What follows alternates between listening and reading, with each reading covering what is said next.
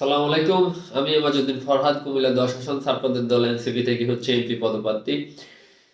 হাদিমের বিচারের দাবিতে দেখলেন তো আজকেও শাহবাগে ব্লক করে রাখা হয়েছে। তারপরেও আমরা বিচারের আশ্বাস কোথাও থেকে পাচ্ছি না। অত্যন্ত দুঃখের সঙ্গে বলতে হচ্ছে, আমাদের বর্তমান প্রধানমন্ত্রী হাদিমের জানাজাতে অংশগ্রহণ করেছিল, একজন পড়লো জানাজা, আর ভবিষ্যৎ প্রধানমন্ত্রী এসে আজকে কবর জিয়ারত করলো।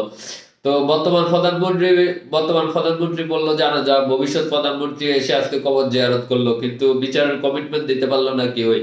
সুতরাং বলা বাহুল্য, এই দেশে বিচার চাইলে লজ্জিত হবেন না।